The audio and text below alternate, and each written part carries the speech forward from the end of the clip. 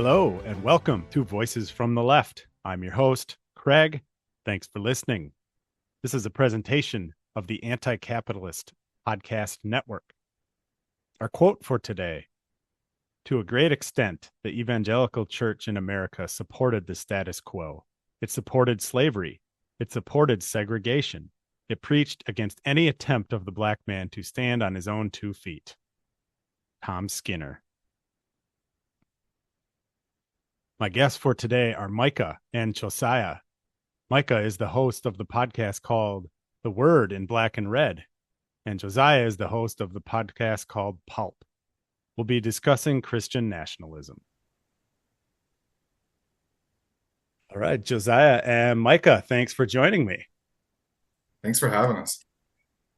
Yeah, happy to be here. Yeah, it's great. So why don't we get started with you guys telling us a little bit about yourselves. Micah, you can go first. Yeah, so my name is Micah. I'm online as the Wise Old Llama NB. That's ENBY, as in a non-binary person. I'm a queer minister to people who are left on the outside, the minister of the Llama Pack. We joke that we are folks who are left outside of the sheepfold, and that's why we're the Llama Pack instead. And that's mostly a community of queer folks, leftists, and people who are deconstructing some sort of fundamentalist faith. I'm also the host of the leftist Bible study podcast called The Word in Black and Red, found wherever good podcasts are found, and also ours. And so highly recommend you go and check that out for an alternative vision of Christian faith and how the stories of the Bible can be used to help us build the revolution that we're working towards. Excellent. So, yeah, go ahead, Josiah. Yeah, I'm Josiah. I go by Church of Christ the Anarchist on Instagram. I also host, write, and record the PULP podcast, or just PULP, capital PULP exclamation point, found where most good podcasts are sold. Yeah, I was raised in the church, but never really left it. I always question the various coercive natures of authoritarian tendencies that some communities might have.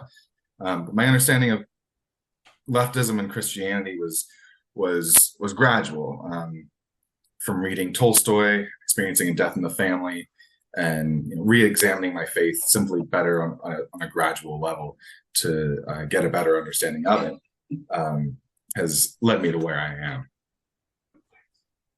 All right, excellent. So we'll jump in then to the discussion we're going to have about Christian nationalism. And typically with topics like this, I like to give kind of a little bit of like definitions or backgrounds of some of the core concepts in case people aren't necessarily familiar, or if they just need a refresher. So I'm going to start with the term Judeo-Christian, and I'm going to give some definitions here from about a couple of things, and they're all taken from a book from a constitutional attorney and author. His name is Andrew Seidel. His book is called The Founding Myth: Why Christian Nationalism is Un-American. Andrew Seidel was also part of a coalition that prepared a report for Congress after the January 6th insurrection. And the report outlined why Christian nationalism was bad and why there were obvious signs of it of many of the people in the crowd that were trying to tried to get into the Capitol. So he's got a pretty good foundation here. So the term Judeo-Christian is difficult to pin down. And sorry, this is a quote from the book. I apologize. The term Judeo-Christian is difficult to pin down because it is something of a fabrication. From a scholarly standpoint, as noted in a 1992 Newsweek article, the idea of a single Judeo-Christian tradition is a made-in-America myth. One Jewish theologian stated the problem plainly. Judaism is Judaism because it rejects Christianity, and Christianity is Christianity because it rejects Judaism. Judeo-Christian is slippery because it is more of a political invention than a scholarly description. It originated near the close of World War II, when Christian exclusivity was too threatening. to say outright, pretty much. Basically after the Nazi death camps, a phrase like "our Christian civilization" seemed ominously exclusive, explained Professor Mark Silk. But the term didn't really gain prominence until the fight against communism, from the United States in particular, including when Eisenhower used the term with the Soviet general in 1952, describing how the American government was founded. So Eisenhower is obviously wrong about that.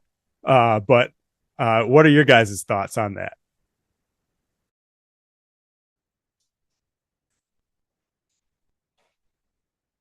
I always found, especially, I think it's ironic because it is in a certain to a certain extent, it's a response to communism, right? But at the same time, it acknowledges the anti-Semitism and the WASPism that is can be found in particularly conservative Christian circles, and anti-Semitism in, sadly, a lot of European Christian communities throughout Christian history. So I as technically wrong as it might be, I have found it useful in acknowledging the roots of Christianity. It's been said many times that Jesus himself was Jewish. He was a practicing Jew, right? And I think that's worth acknowledging, even if the term itself originated in a problematic way, and it is wrong in an academic sense. Sure. So I think to put a pin on, or put a bow on that, the only way I find it useful is kind of moving away from the anti-Semitism that can be found in Christian communities. I disagree with Seidel on the idea that Christian nationalism is un-American. It seems deeply American to steal other people's things and repurpose it to American purposes. Yeah. So yeah, I just, and Seidel, of course, is someone who rejects Christianity, but instead sort of takes on a civil religion, a worship of America that I don't really like in a lot of his work. And so it's worth noting that, right? Like, I want to take the Christianity and dislike the America. He wants to take the America and dislike the Christianity. And so just to acknowledge that that's happening here. For sure. But also this idea, really important to emphasize again with that Jewish theologian, is saying that Judaism and Christianity, what we call Judaism today, is rabbinic Judaism, and the Judaism that Jesus practiced was called Second Temple Judaism. It's the precursor to both rabbinic Judaism and Christianity, and both of these religions are founded in that Second Temple Judaism that revolved around worship in the temple in Jerusalem. That you went and did sacrifices there, but there were these growing synagogue movements for communities that were out in the Jewish diaspora already in the Roman Empire. And so little synagogues with teachers were coming up. The rabbinical movement was beginning there with rabbis all throughout the community. And so Jewish centers of learning were developing there as well.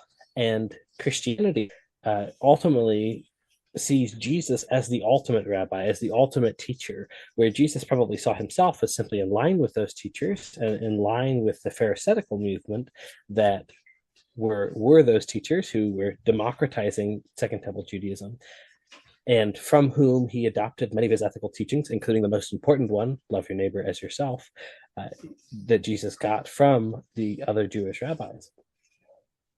But then, with the fall of the temple, suddenly that center of worship that united all Jews was suddenly collapsing. And so there's this struggle for identity. And Christians ultimately say, well, Jesus is the ultimate sacrifice. He replaced the temple system. And Rabbinic Judaism says, no, the prayers that we continue to offer replace the sacrifices that were offered in the temple. And from there, Judaism and Christianity develop along parallel but very divergent paths. We are sister religions, and we are interdependent upon each other. We have developed theologies because the other have developed theologies, and sometimes we've developed theologies antithetical because the other group developed theologies. And so, this idea that there is a single morality or a single identity is ultimately rooted in white supremacy, as particularly conservatives in the United States began to recognize that Jewish people were a voting bloc to be targeted and potential donors to their causes. And so they began courting more and more Jewish audiences. And this actually caused a rift in the Conservative Party and the Republican Party between the neoconservatives and the paleoconservatives. Paleoconservatives wanting to say, no, Jews aren't white, and neoconservatives wanting to say, no, Jews are white. And so this Judeo-Christian language was a tool of white supremacy to lend Jewish people whiteness in order to pull them over into the benefits of that, and therefore enhance the racism that was being enacted against other peoples who were not granted that whiteness. And I think it does bear mentioning that in the weaponization of the term, this is coming into fruition during a time when people also use the term Judeo-Bolshevism. So you kind of get Jews in this pincer of, are you part of are you going to uphold white supremacy and be a part of this Judeo-Christian identity, or are you going to associate yourself with Judeo-Bolshevism and make yourself even more of a target? Yeah, that makes sense. Do either of you, I mean, I think there's definitely a link, but how much of this went into the missionary work during the hardcore colonization phase of the West, of North America, South America, etc.? I mean, there would have not been any discussion of Judaism as those missionary efforts were going on. The Christianization of peoples in the North and South Americas were very much so. I put Christianization in big air quotes here, right? Was very much so a process again of implementing Western society and Western culture and all of those values that went along with it, or lack thereof, in comparison to many of the much more positive values that I, as a leftist, see in many of the indigenous cultures that were already existing. Um, and so there wasn't a concern about Judeo-Christian at all. It was all about Christian, and Christian as a stand-in for white European, Yep. rather than as anything that actually had anything to do with what that brown Palestinian man had to say. Right. Right. Anything else about that in particular before we move on to defining Christian nationalism itself? Okay. It's just one of these. Oh, Sure. No, go ahead. Sorry. No, you're good. Judeo-Christian is just one of these terms that comes into the cycle of the Republican vocabulary, right, and changes over time. Sure. So just like Seidel points out that it was our Christian civilization at one point, it then develops into Judeo-Christian, and then it becomes Western, right? And all of those, again, are codes for white supremacist and white, rather than anything that actually has to do with the values of Judaism or Christianity. Yeah. Just a tool of oppression, basically. Yeah. All right. So Christian nationalism in and of itself. So let's talk about that a little bit. So it's and again, this is from the founding myth. It's an exclusionary movement, and as a modern American movement, it was fully described by Michelle Goldberg in her 2006 book, Kingdom Coming: The Rise of Christian Nationalism. Christian nationalists are historical revisionists bent on, quote, restoring, unquote, America to the Judeo-Christian principles on which they wish it were founded. They believe that secular America is a myth, and under the guise of restoration, they seek to press religion into every crevice of the government. They not only think it appropriate for the government to favor one religion over others, but also believe America was designed to favor Christianity. To them, America is a Christian nation founded on Christian principles, and promoting that belief is a religious duty. So there's a lot to that. obviously. But the thing that is the most important, or an important one to me, is where they talk about government, religion being pressed into every crevice of government. Because we see that definitely happening right now. But just in general, what are your guys' thoughts on that?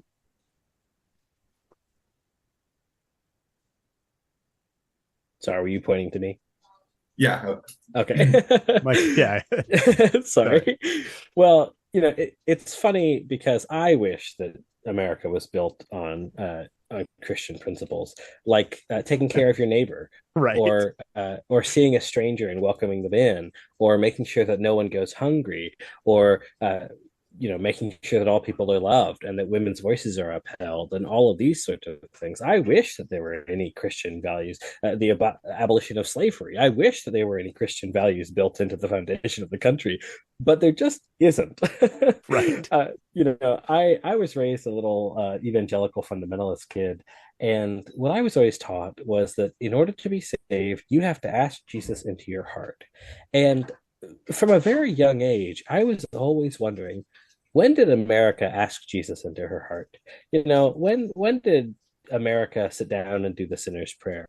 And that never happens, right? Because obviously America can't be a Christian nation. There's no such thing as a Christian nation. There's barely such a thing as a nation because we choose to believe it is so. But there's no sort of way to actually talk about a nation being Christian. And what if they actually espouse those values? Well, that would totally undermine what the founding fathers were actually trying to do. They were trying to establish a government that allowed them to pay as little taxes as possible so they could make as much money as possible from the oppression of slaves. They had no interest in doing what Jesus said.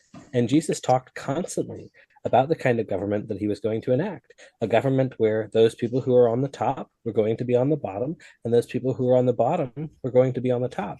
That's called the kingdom of God, or the divine reign, as my liberation theology friends like to say. That is the vision that God has enacted, a vision in which blessed are the peacemakers, not blessed. Not blessed are the police. Blessed are those who are meek, right. Not blessed are those who take from the poor. Right? Blessed are those who are on the outside.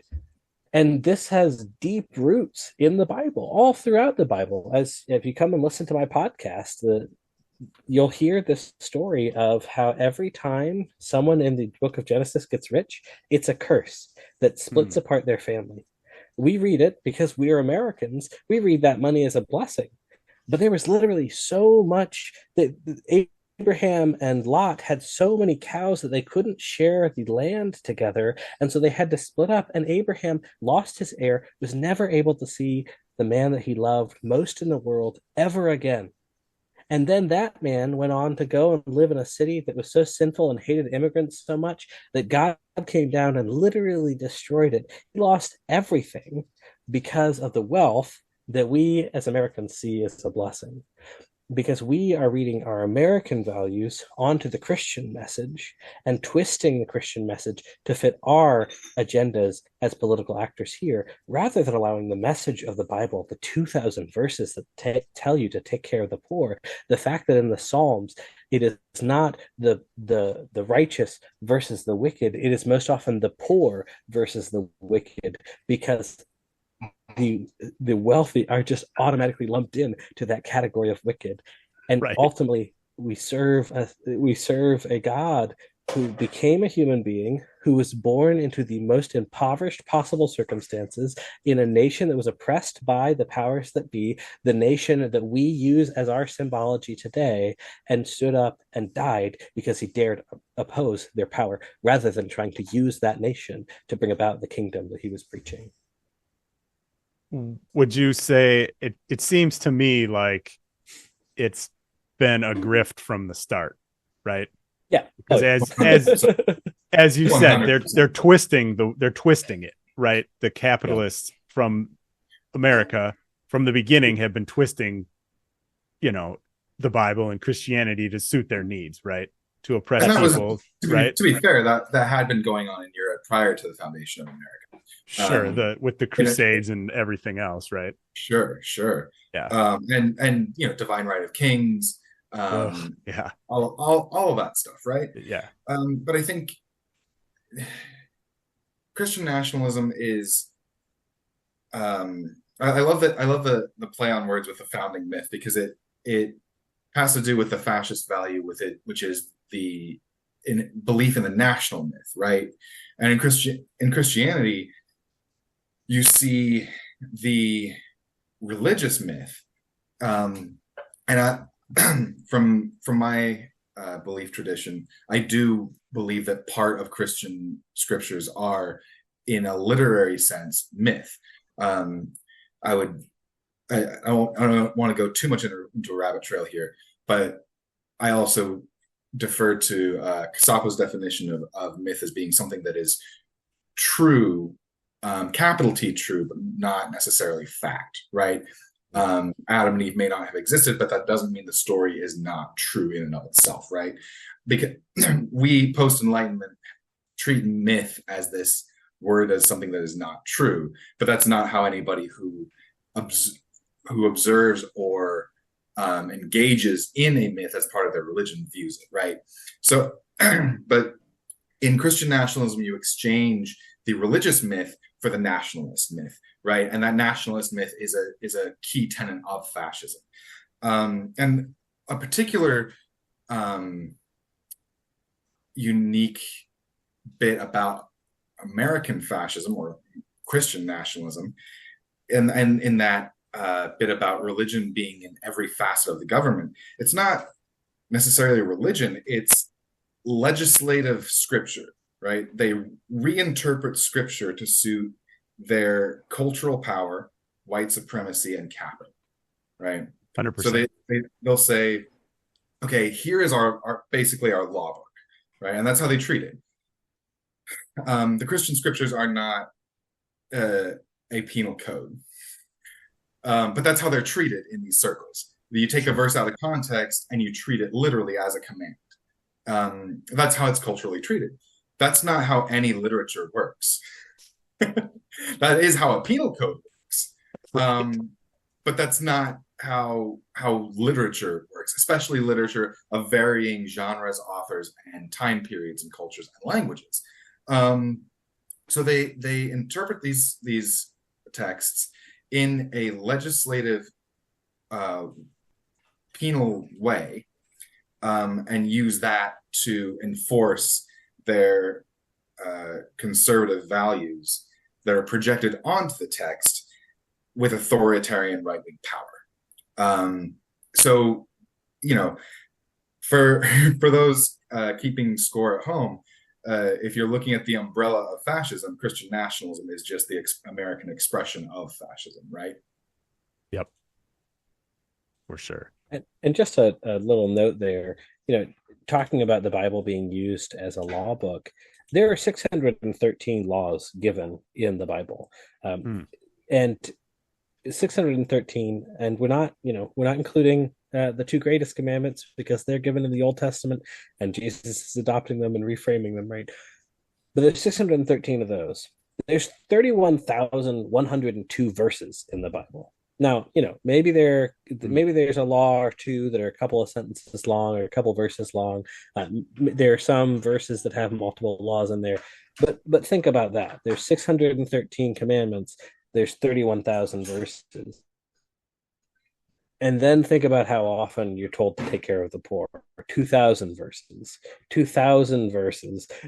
versus the 613 laws that we're supposed to abide from. And the Christian nationalists aren't looking at all those laws and taking them. They're really just taking like 4 of them, like you can't be gay, and you can't dress, you can't cross dress, both of which don't mean what they think it means, but it reinforces their cultural power. And so they use those and quote those out of context without really understanding the context in the first place, in order to reinforce their agenda, rather than allow their agenda to be created by what they have to read. Which is something that I like to use a lot in I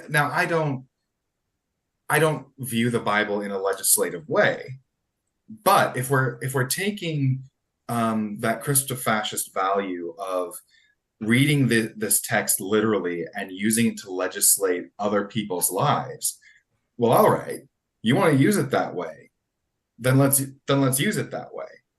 But then you have to reconcile Jesus saying to someone who identified as the rich young ruler, "Oh, you've kept all the commandments? Nah, buddy, sell everything you have and get to the poor." Um, uh, saying a rich man cannot enter it can enter the kingdom of heaven as easily as a camel can go through the eye of the needle, and that is a literal eye of the needle there. Things like that. If you want to use it literally, then let's use it literally. Let's go to the story of Deborah in Judges, where she says, it's part of a larger story with a lot more going on. But if you're going to take verses out of context, let's look at the verse where she says, God has given victory this day to a woman. Again, I don't use the Bible that way. I approach it from various Christian traditions that look more at the stories themselves. But if we're going to take someone's value and illustrate the usefulness or consistency of it, it doesn't hold up under scrutiny. So what I like to do a lot is point out, okay, this is what the Bible says. This is how Christofascism is directly in opposition to their own values and how they read this text as a legislative penal code. Excuse me, gotcha. And to your point about them taking things out of context and okay, you want to take a passage, that's fine. You have to take all of them, right? Yeah. Or at least you can't ignore the ones you don't like. Right. Right. Like you said, you have to reconcile with this somehow, right? And they just refuse to do that. Exactly. And the funny thing is, they'll always say, "Oh, you can't cherry pick. You can't cherry pick the verses I like and you don't." Well, that's the same thing you're doing to literally everything else. Straight up projection from them. It absolutely is. Yeah. And there's also I was raised in a tradition that emphasized, whether they knew it or not, they emphasized this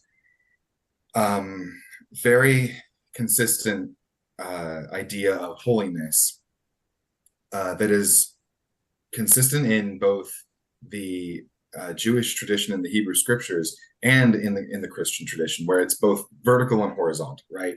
So like you don't have social justice without personal contemplation and prayer, right? And you don't have personal holiness without social justice. It's both vertical and horizontal. And if you don't have both, you don't have righteousness. It's in the word.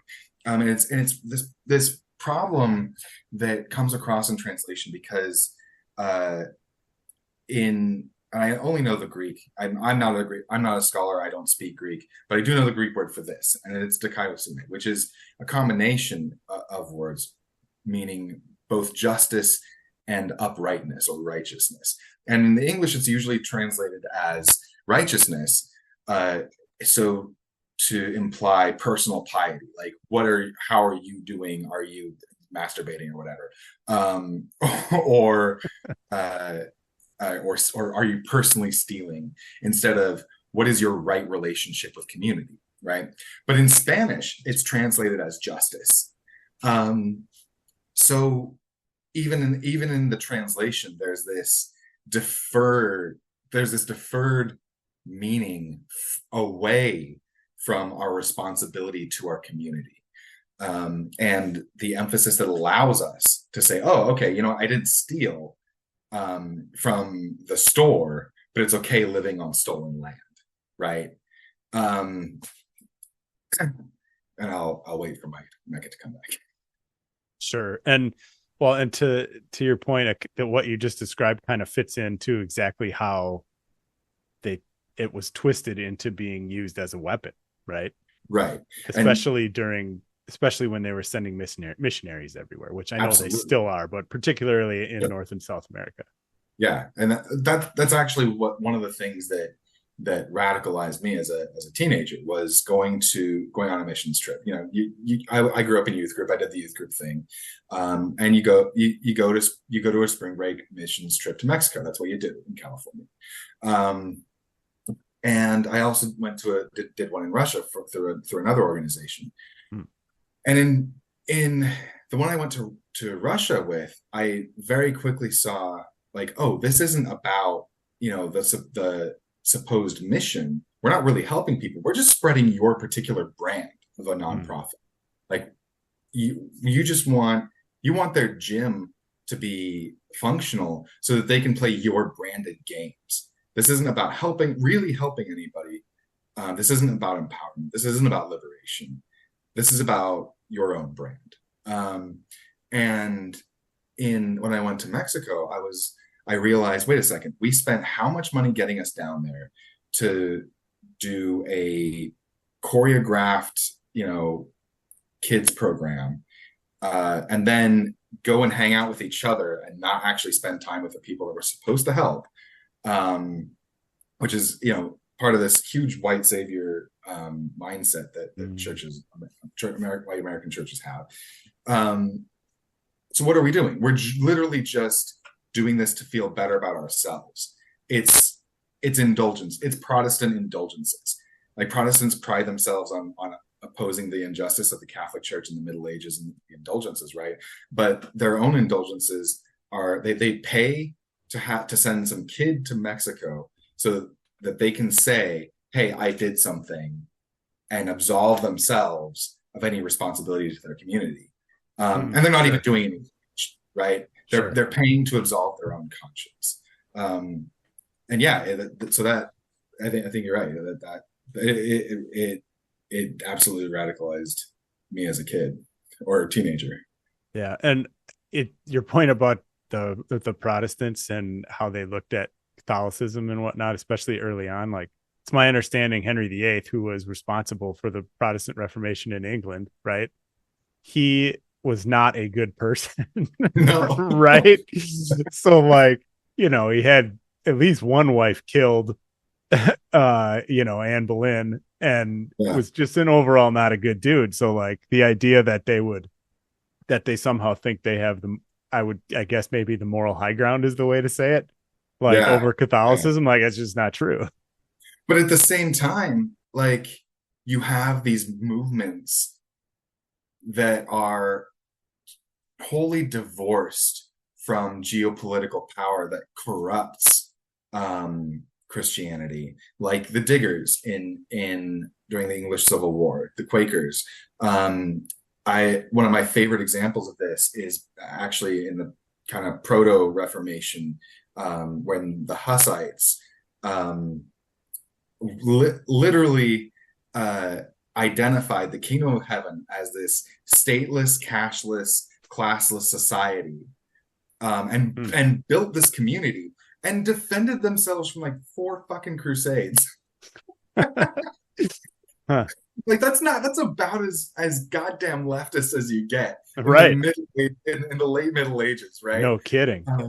And but it's completely divorced from geopolitical power. They're not trying to gain power. They're just saying, hey, we're just going to build the kingdom of heaven and leave us the hell alone. Sure. Sure. Well, Micah, and anything you want it's to add? yeah, and it's not like the Hussites are without precedent there, right? The early church, you read in the book of Acts, they shared all things in common. They were rejecting wealth, they were giving up everything that they had. Marx's famous quote, to each according to their ability, from each according to their ability, to each according to their need, is stolen from Christian scripture. Yeah. Not stolen. You can have it, Marx. But Expropriate. Yeah. yeah, but we're happy to share. There's more than enough wisdom for all of us.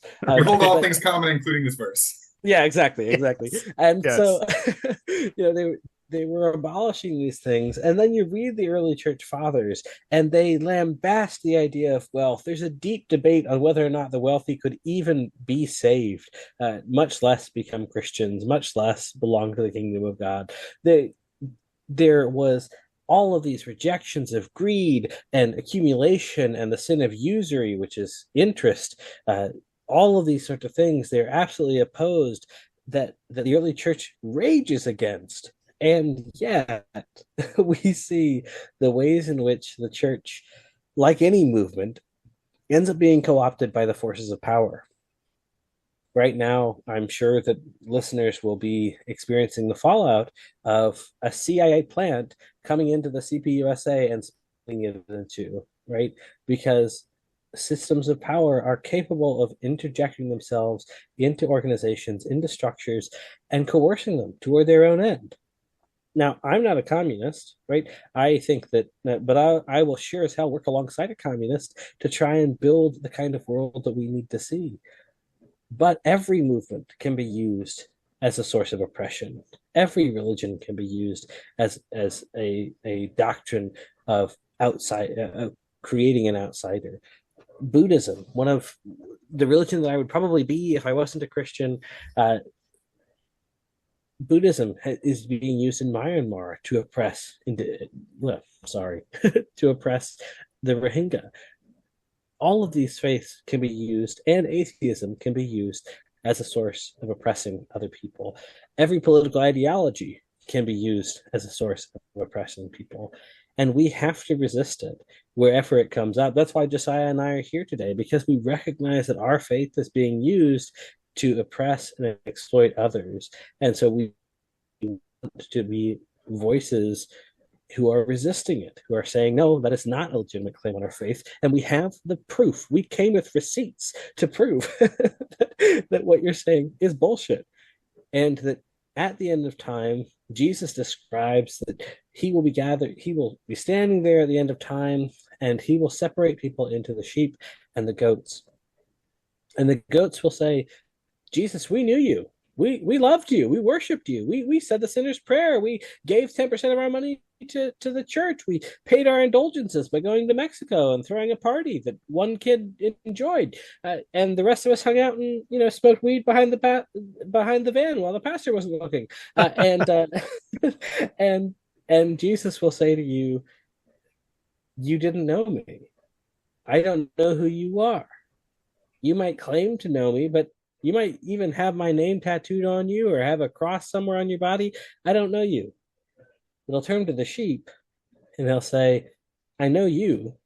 And the sheep will say, "But we don't really know who you are."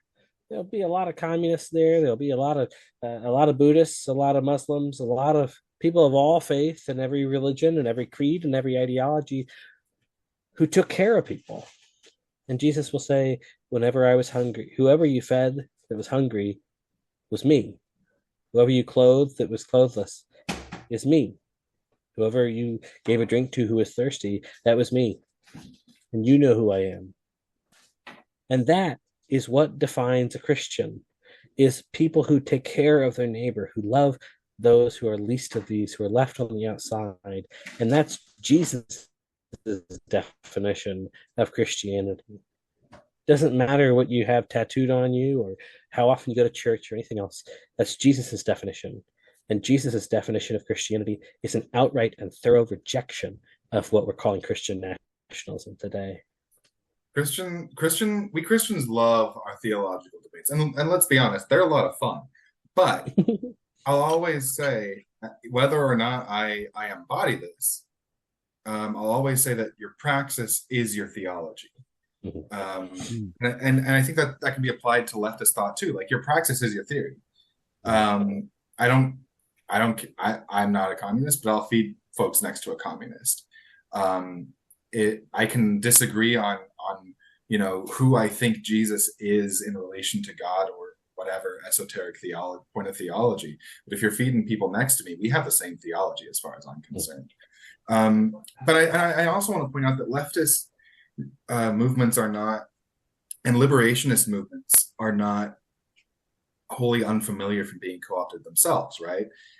Like, you only need to look as far as the generational gap between the Stonewall riot, that was an anti-police riot, to cops being at Pride and having rainbow stickers on their car and rainbow capitalism, right? The revolution will be commodified. Wherever a revolution a revolution will be commodified, a revolution will be co-opted wherever a revolution can be found. Well, and especially the Democrats and liberals love to do that shit, right? Oh yeah. Like the way I'm sure all three of us have. I know I've seen the memes. I'm sure you guys have too. But I think it bears repeating. Like, they're doing the same thing as the right is, only they're doing it wearing a rainbow flag on their lapel, right? Yeah, basically. And it's like that's not like you guys were saying. That's your actions is what matter, right? Not what you say. And putting the flag on your lapel is not a thing when you turn around and pump more money into cop cities that are only going to be used to oppress people more than they already have been. Like that's Well, and Josiah, go ahead. You make your point first, and then I'll. Cops, the same people that killed Jesus, right? Right. Like that's not. Like, what are you doing? Like, I'll engage a counter argument for a second, right? Like, okay, the Roman legionaries or soldiers were a military force, right? But how is that any different from police? Like that they have military gear. They both enforced the law at either gunpoint or sword point, and they repress uprisings. That's what they do. Yep. Right.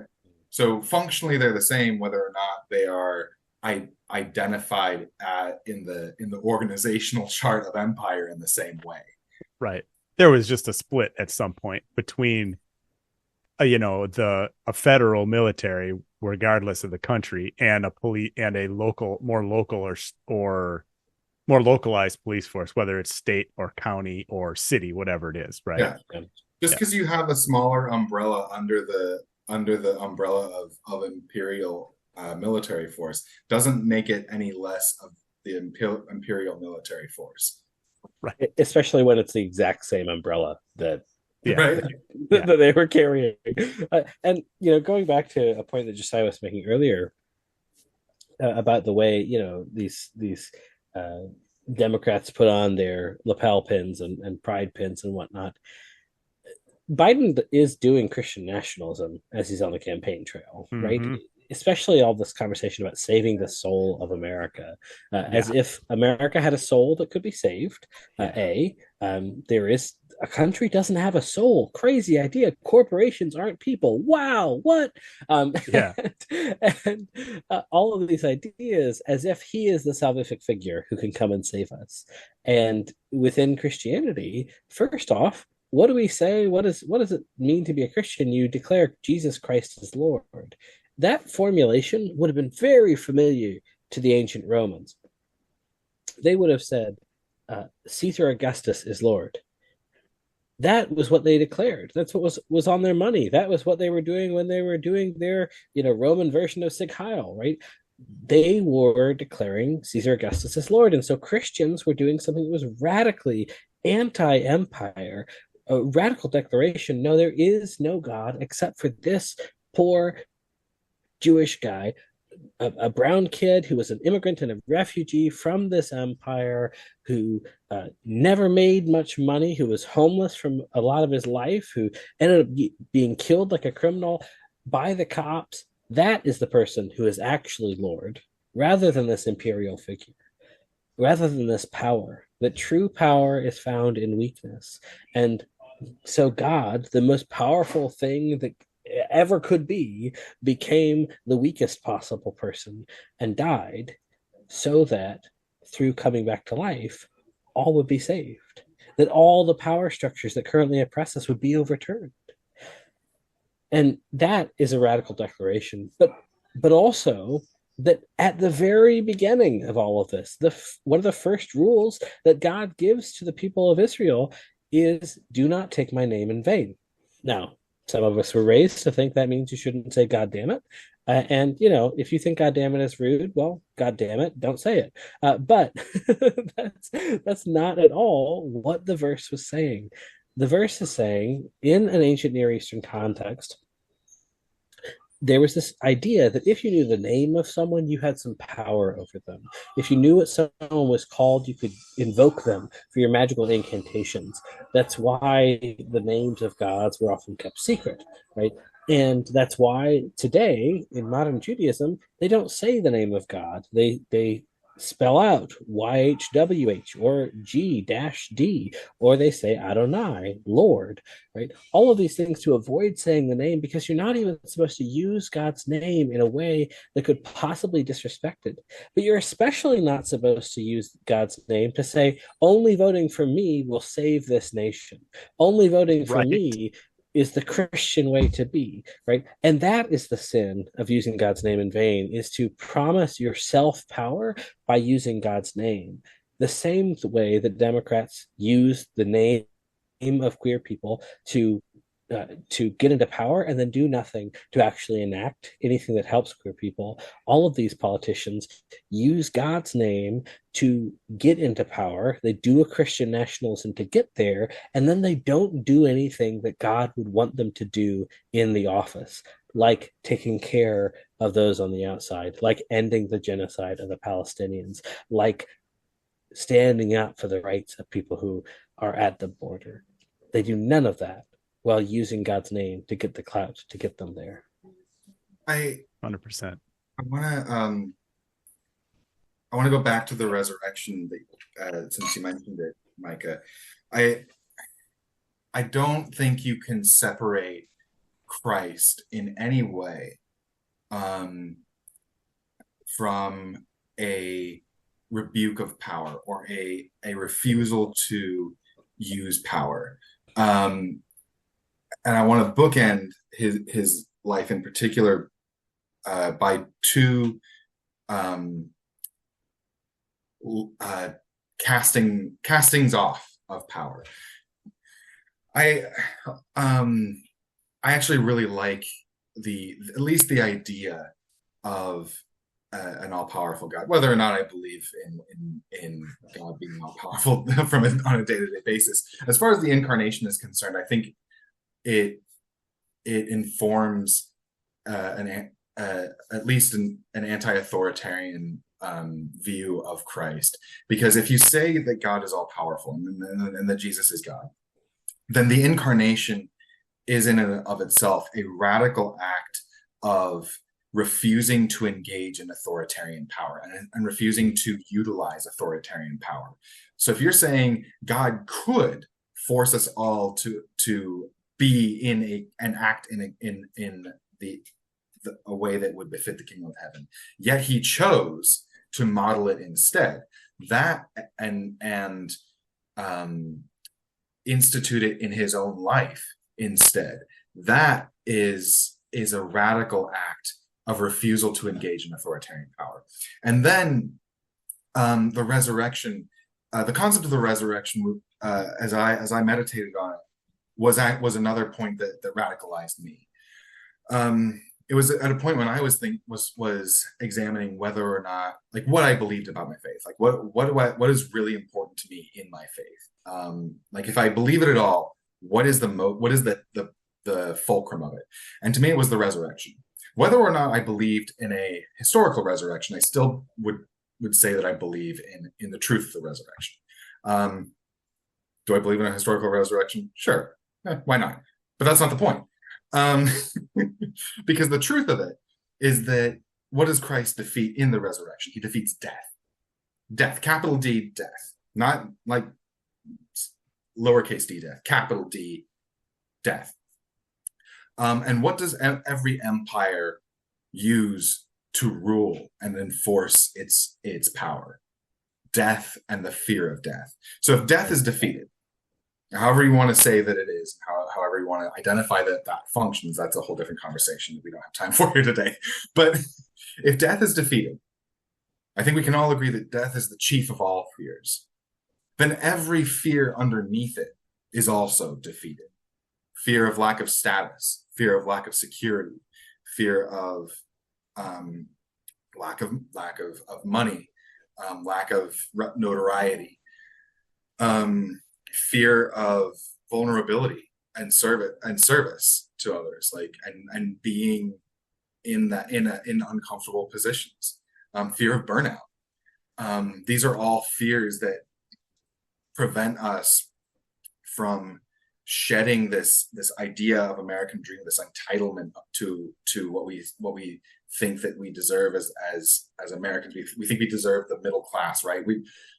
If I'm not afraid of ever getting that, if I'm not afraid of never getting that, then I'm free to love my neighbor without fear of losing it, right? But also, going back to every empire rules through fear of death, you can certainly see that very directly in the Roman Empire, but also in a modern context, empire is fused with capital, right? So you have this, like, either you work and slave away for the empire of capital, or you're on the street and you're dead, right? It's the same function of execution by the Roman Empire. Yep. On the side of the room. Same thing, right? So if death is defeated and empires rule through fear of death, then all empire, capital E, is undermined and defeated. And to me, that is the core of, or a key piece of Christianity, is that all empire is done. And you see that in early stories of Christian martyrs, like, recant your faith or we'll kill you, and they're like, yeah, that's not how this works. Right? Yeah. There's a couple stories of Roman outposts where they discover a few Christians among the soldiers' ranks, and they're like, oh shoot, I guess we gotta, all right. And they put them in a freezing lake in the middle of winter, and they take hot baths in front of them and all this sort of stuff. And then by the one keels over, and then they're like, hey, all right, come on, last chance. And they're like, no thanks. Another one keels over, and they're like, all right, come on, you're the only one left. And by the time before the last one keels over and dies, one of the guards takes off their clothes and joins them, right? And that's the power that I as a Christian anarchist, I'm also a pacifist, right? So I think that's also the power of pacifism. In the Christian context where death is defeated, I think that's one of the key ways that the empire is undermined. But I also want to, I think it's also very closely tied in the gospel accounts of the temptation of Jesus. And if we're following Christ's footsteps, I think we need to look at the temptations of Christ.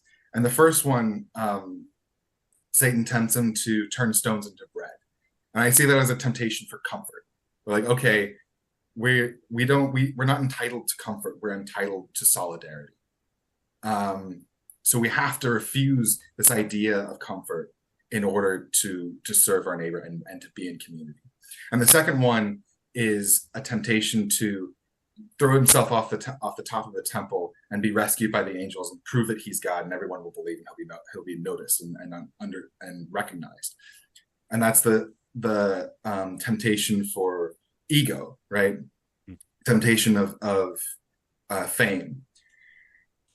And we have to let anybody who's done leftist organizing can point to that one leftist who is all about making themselves out to be the greatest leftist of all time, right? So, and what does that do? It fucks everything up. It destabilizes the cell. It destabilizes the group that you're working with. It's just not productive. It's counterproductive. Yep. So we have to resist that temptation as well. And the third one, which I think is the most poignant refutation of Christian nationalism is Satan takes him up to a high mountain and shows him the nations of the world and says, all these can be yours and you can institute the kingdom of heaven if you just bow to me. And Jesus says, absolutely the fuck not. Direct quote from, I believe, I can't remember which gospel. But he's like the gospel according to punk rock. Yes. The temptation is obviously geopolitical power, which Christ refuses. And you can't and you can't say you're a Bible believing Christian and say that you want religion in every facet of the government.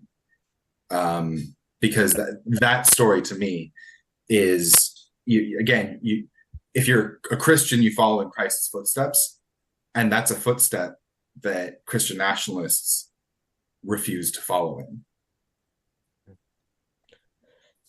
And just in case people are like, oh, Josiah's making this all up, and it's whatever. Literally, the oldest Christian hymn, one of the first things that Christians probably sang before the year 60 AD, which is like right there, like within a generation of Jesus's life. There was this song that was sung. It's found in Philippians chapter 2, right at the end of verse 5 through 8. And I apologize, I am going to try and sing it because I think that's the only appropriate way. Yeah, sounds good. In Christ Jesus, who, though he was in the form of God, did not count equality with God a thing to be grasped, but emptied himself by taking the form of a slave, being born in the likeness of humanity, and being found in human form, he humbled himself by becoming obedient to the point of death, even death on a cross. That the earliest Christians were seeing this equality with God as something that could be used and exploited and taken on in power, and said, no, Jesus didn't do that. Jesus saw that power and instead became a human being. And not just a human being, a slave. And not just a slave who got killed. And that deeply informed how we saw the Trinity. That the Trinity, there is this strange movement, this modern heresy in evangelicals to say that God the Father, I use the Father here because that's what the evangelicals call him, and I use him because I only talk about God with he, him pronouns when I'm angry at him. And I'm angry at the evangelical God. God the Father is supposedly the monarch over and above Jesus Christ and the Holy Spirit. That the Jesus Christ and the Holy Spirit are subordinate to God the Father. That's a heresy called subordinationism or monarchism. It is literally rejected by the early Christians. It is said, no, that's not how it worked. The Trinity existed in equality with one another. There was not one higher and one lower. It was all the members of the Trinity coexisting in love together as one in a classless, stateless state of being that existed before all time. And the only way in which one was above the other was when Jesus became a human being. He lowered himself down. And then the next verse goes on to say, therefore God has highly exalted him and bestowed on him the name that is above every name. Because he became lower, then he was raised up. And so this idea that literally what we are supposed to embody, we are supposed to be Christians, little Christ. We are supposed to be like God. We are supposed to live into God's kingdom, is to reject hierarchy entirely. Reject the state that seeks to create hierarchies among us, to create disparities between us, and instead to embrace a life of love, of union, of equality with one another and reject the false powers that this world offers through Christian nationalism, and instead embrace the power that is found in weakness, in humility, by standing next to someone and loving that person instead of trying to gain power over them. I think Right on. the theme for the past I don't know half hour or so has been that, largely speaking, the dominant narrative that is the dominant narrative of Western Christianity has been largely heretical satanic power, according to Orthodox Christianity that we're talking about. And I see more Satanists acting as Christians than Christians, who are engaging in this satanic heresy of authoritarian cultural power and monarchic authority. Yeah, I do For like sure. to joke with my Satanist friends that they're not going to tell me anything more satanic than I've heard out of an evangelical. So I definitely have heard some wicked stuff coming from evangelicals. There's no doubt. Yeah. Yeah, whenever somebody, like, I don't know, finds out that I'm a Christian, and they'll kind of start to tiptoe around criticisms of a religion. I have to assure them, like, dude, I'll probably agree with you like 9% of the time. Like, Yeah. don't worry. And also, the Bible probably says something way worse about the religion that is in the Bible than you have to say about it. Sure.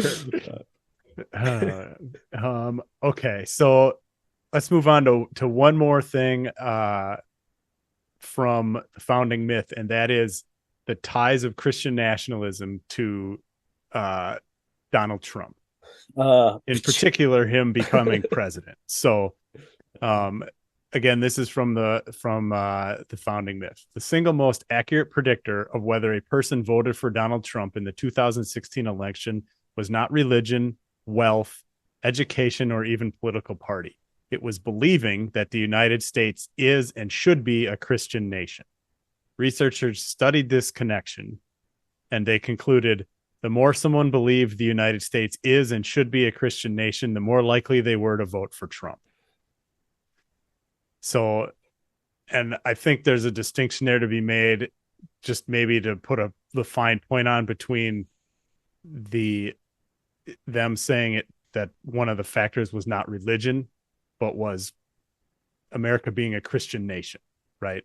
And that goes kind of along with what you guys have been talking about, where it's been turned on its head, right?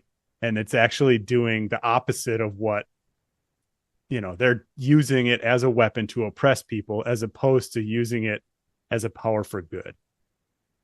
And, and everybody's seen the images from what happened on January 6th, right? We know there were Christian flags, which I didn't even know that was a thing until I saw them in the crowd. I was like, what is that flag with? I was like, I have no idea what that symbolism even is. And I had to look it up, and I was like, oh, wow, where did that even come from? Like, I was raised a Christian that there were no flags in the church that I went to when I was a kid. Right. So I was like, where did that come from? And so I come to find out later now, of course, that's a Christian nationalism symbol. Yeah. Right. So, I think, and I don't remember, I think it was Micah who was talking about the politicians using it and weaponizing it. And we can see it 100% with Trump, especially with the evangelicals, right? Like even the one, like, and the politicians don't even necessarily themselves believe it, right? There are some hardcore politicians that are like, yeah, evangelicalism is real. It's the way to go about this. It's the only thing that matters. It's true, right? But most of them just use it as a tool to get elected, right? To rile up the base to vote for them. From what I've seen anyway. Of course, there's a few true believers, but not most of them are just using it, like the Ted Cruzes of the world and people like that. They know they're lying when they say stuff. Yeah, I think the Cult 45 I like has that. been has been um, so, eerily explicitly diverging from Christianity. Like there's less and less pretense that it is associated with the Bible. Like you're starting to see pastors reading directly from the words of Jesus and their congregations saying, "Yeah, I don't like that," Mm-hmm. even though they identify as Christian. Um, like they're hearing their own supposed values, and it's repulsive to them. Sure. And where before that, somebody might, rationalize it away and repeat some sort of reactionary religious propaganda that absolves them of their own obligation to it. But now they're just saying like, yeah, I don't vibe with that anymore. I only vibe with it if I can use it to control others. Yeah. What's interesting about those numbers, a friend of mine who really desperately wants to hold on to the title evangelical, even though he was definitely a Bernie bro, um, uh, he liked to point out the fact that although that was the single unifying factor, the people who were most likely to vote for Trump also were the most likely to identify as Christian while attending church the least frequently. Of course. And yeah, Of course. so I'm not saying that you can go to church and that solves all the problems. I'm saying that the idea of Christian is an an identity marker that is cast on to people, right? And that they claim. We, you know, I don't. If you are blessed to have had a Muslim friends in college, then you definitely knew a Muslim friend who was like, "Yeah, I'm Muslim," and then you'd go and smoke together and drink together and party and do everything else, and they're like, culturally Muslim, Gotcha. and we don't really have any sort of equivalency in for Christianity, because to be quote unquote culturally Christian is just to be white and to participate in vaguely white things, Right. and there are people who are uh, participate in other forms of Christianity that looks a lot different.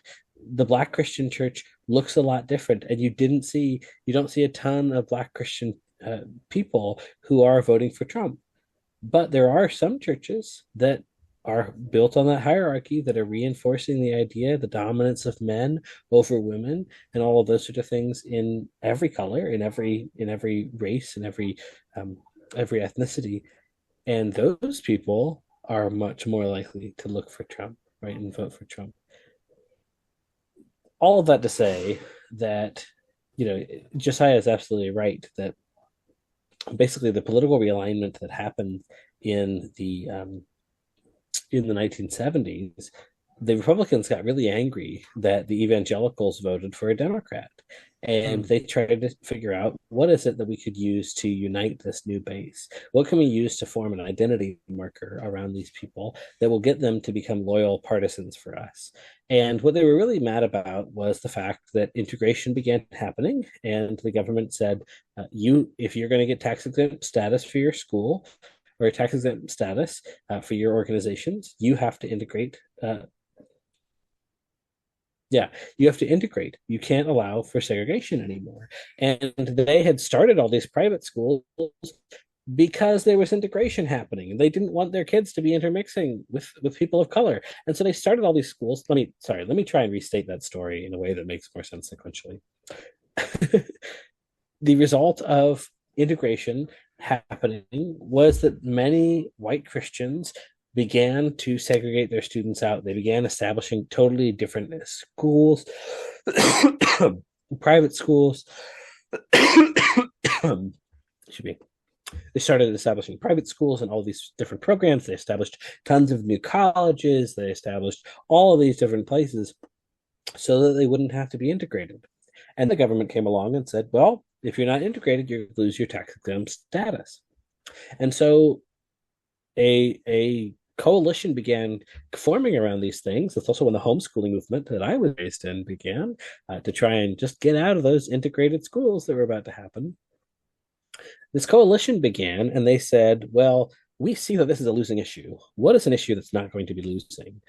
And so they centered around the issue of abortion, an issue that almost every denomination in the United States had been perfectly fine with and actually supported. The Southern Baptist Convention, that was already off their rockers fundamentalist before this, was fine with Roe v. Wade after it came out. In fact, supported it in the platform at the party at the General Convention. And only after this political movement began did evangelicals suddenly go all in on the idea that abortion is murder, right? That abortion is this terrible evil that we have to oppose. While mainstream Christians and people who are actually paying attention can say, well, let's stop and think about this. Why did Jesus outlaw divorce, right? Why did Jesus say you can't get divorced? Because in his context, what was happening is that men were divorcing women, and then women had no income. They weren't able to support themselves. They depended on the man's income to be able to survive. If they didn't have children, the children couldn't support them.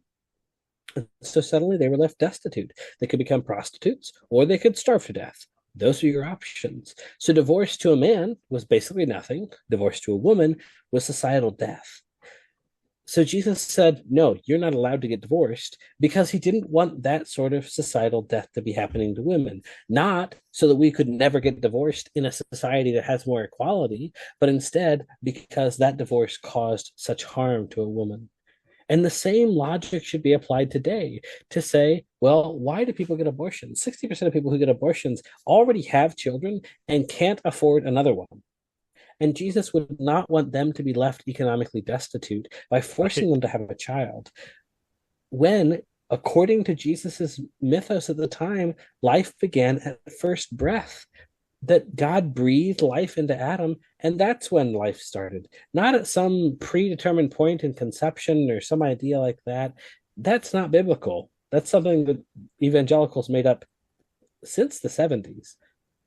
But the idea instead that Jesus would be standing there in compassion and love for the person who was left on the outside is really what matters. And so this movement comes around abortion that has nothing to do with thinking about Jesus or thinking about what's actually in the Bible, and rests its laurels on two shaky verses in a book that's mostly about poetry, that doesn't actually tell us all of these things that aren't metaphors, and instead stake their entire claim, their white grievances, on this claim that they are presumably about abortion.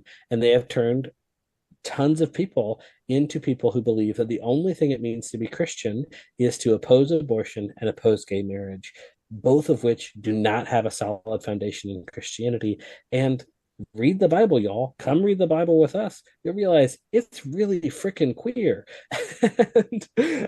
And so this opposition is, again, an identity marker, not something that actually is profoundly mattering to what Jesus had to say. Sorry, not something that cares about what Jesus had to say or the Bible had to say about anything.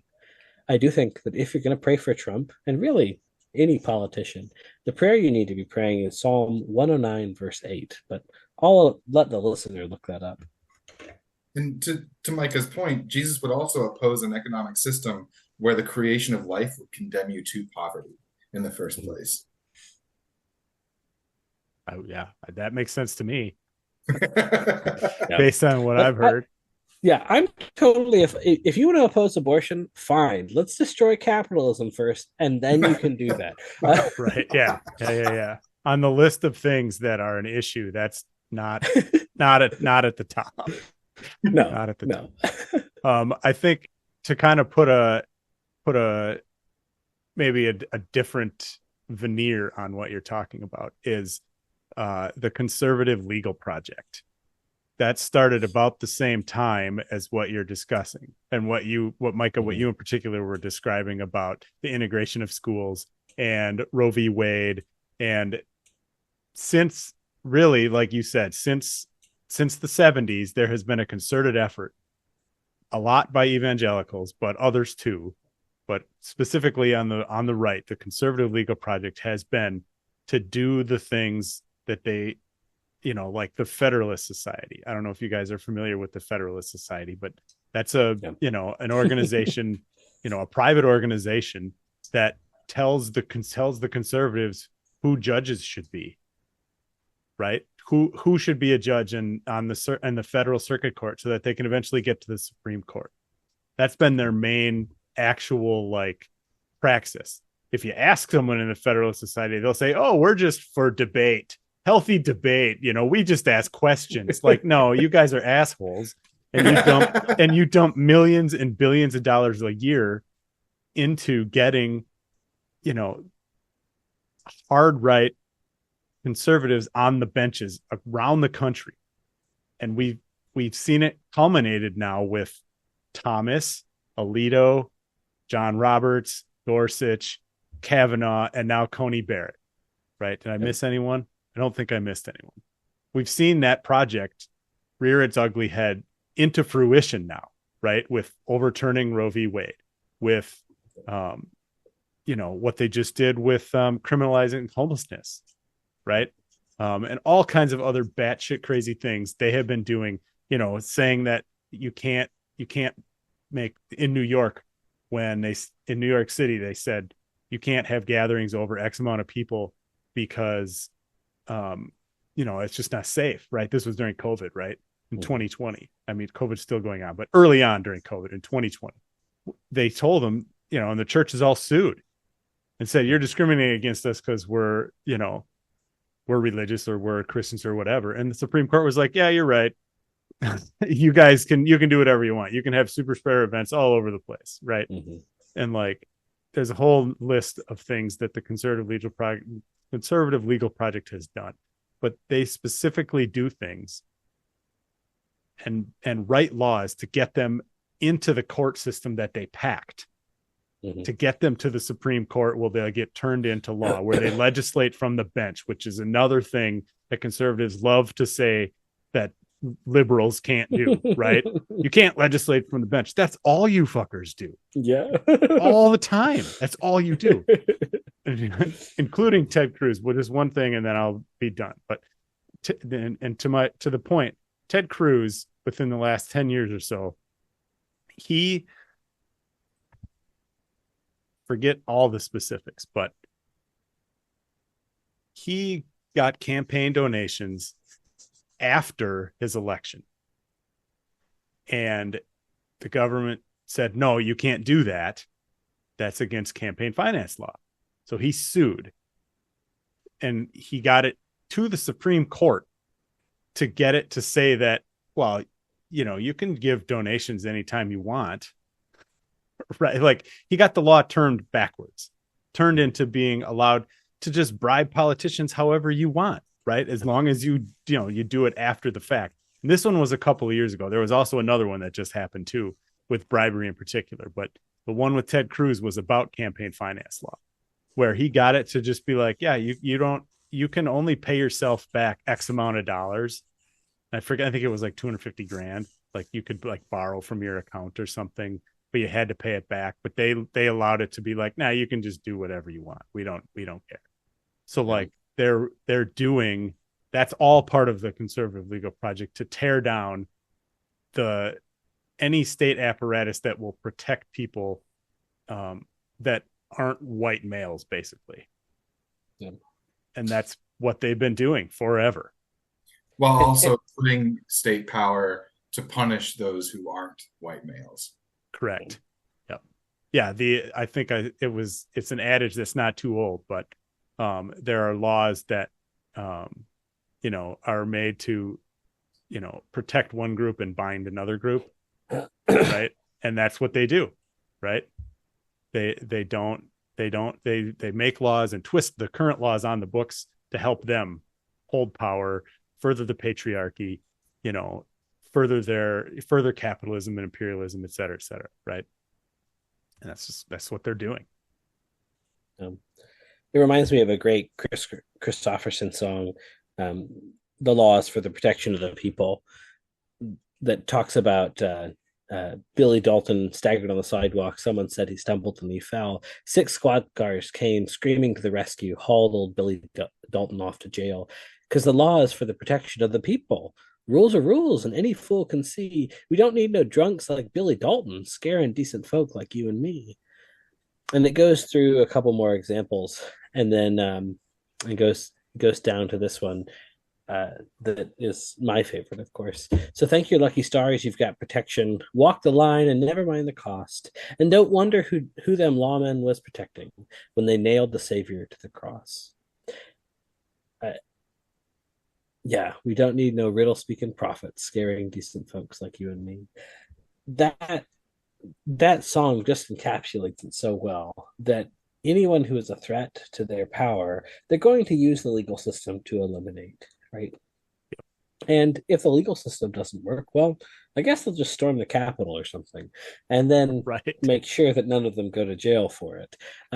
And to and it's not as though liberals don't always also manipulate the legal system and also Right. promote bribery.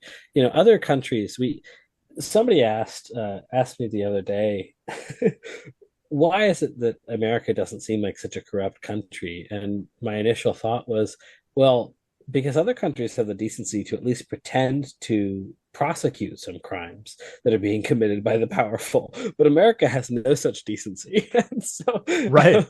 so we don't even pretend like the laws actually affect the powerful. We just know that they're not going to actually go through, so we don't do it.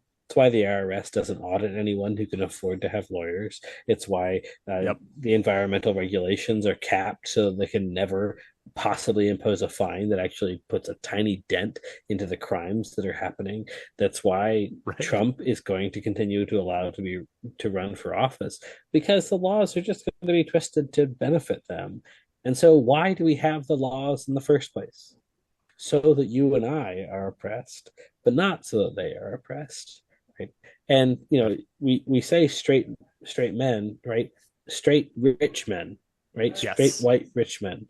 It is Yep. important that we have that caveat there, because people will come along and listen to this podcast and they'll go, well, I'm a white man, so the system is benefiting me. But it is that wealth that matters. It is that wealth that divides us. That it is wealth that divides us between white and black. The rich people in the early American colonies saw that white indentured servants and black slaves were gathering together and were going to resist their oppressors in Bacon's rebellion. And what do? They go to the white indentured servants and they said, "Hey, look, we're white, so come hang out with us. We'll give you a little extra stuff, right? But don't hang out with those slaves, those black people." Oh, and invented racism in the United States, a system that we are still dealing with today, a system that is enacted in order to make black people's lives worse off so that white people will still affiliate with the rich instead of with their fellow poor person who's locked away and incarcerated by a system that is set up to protect the rich, not any of the rest of us. We are only protected in as much as we share some qualities with the rich. And if you don't have the dough, well, you got to go. Yeah. It stops Which they at a also point. weaponized in breaking strikes because they hired black people who they wouldn't previously hire at all as scabs. So who are the striking workers mad at? Black people. Right. And Yeah. the hits keep on coming.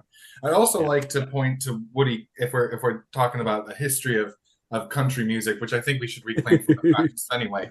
I'd like to point to Woody Guthrie, in his song Jesus Christ. He went to the preacher, he went to the sheriff, told them all the same, sell all your jewelry and give it to the poor, and they laid Jesus Christ in his grave. When Jesus came to town, all the working folk around believed what he did say, but the bankers and preachers, they nailed him on the cross, and they laid Jesus Christ in his grave. And when the people held their breath when they heard about his death, and everybody wondered why, it was the big landlord and the soldiers that they hired to nail Jesus Christ in the sky. The song was written in New York City of rich man, preacher, and slave. If Jesus was to preach what he preached in Galilee, they would lay poor Jesus in his grave. 100%. Yeah, they don't actually want, they're just using it as a weapon, as a grift to control people. That's all it is. Oh man, it's there's so much to unpack. There just is. Oh man, it gets heavy. So let's. Well, it's almost like we have a podcast that has 50 episodes talking about all of these things. Yeah, right. And is going to, if we are on track, we'll be going for at least 10 more years talking about these things. So. I believe that for sure. All right, so we've hammered home Christian nationalism. So let's move on to kind of, what we can do about it type of thing. So the goal, I think, of Christian nationalism is, of course, and you guys have mentioned it already, is Christofascism, right? To use it as a way to keep themselves in power and to keep everybody else down. And in particular, the capitalist class, right?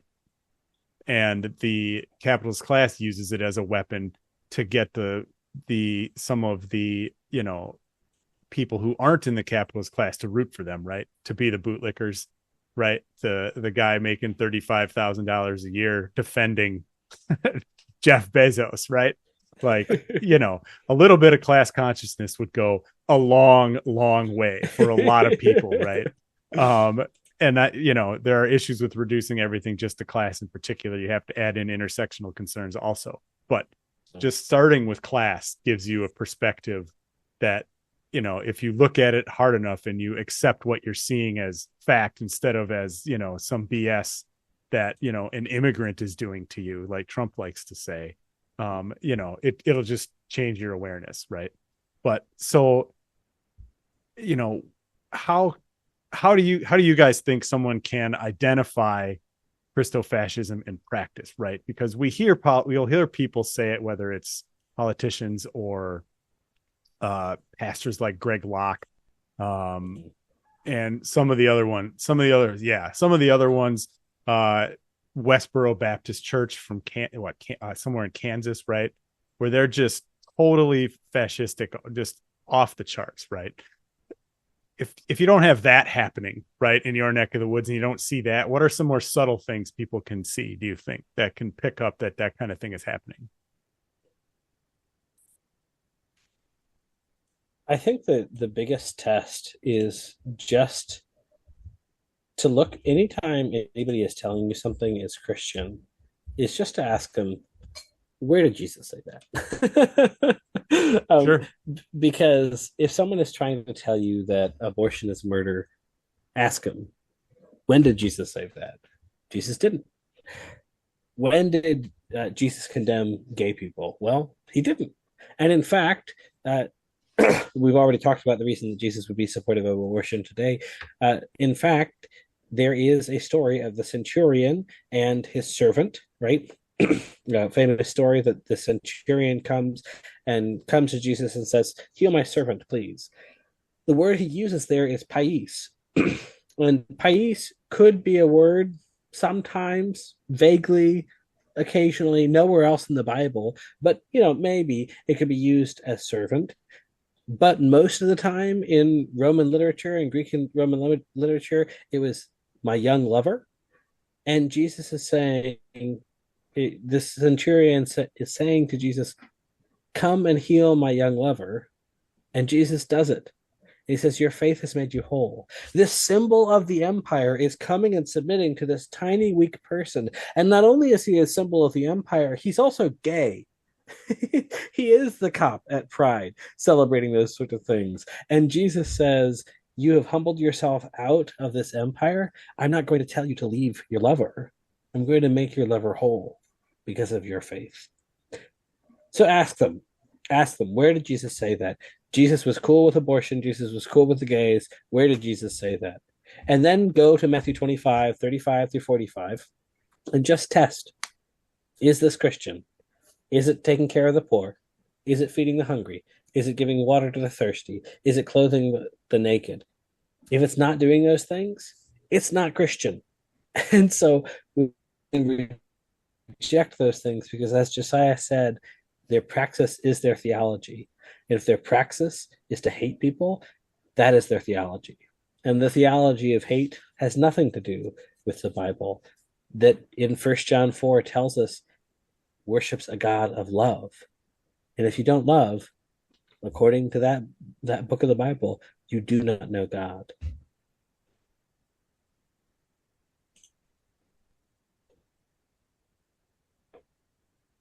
I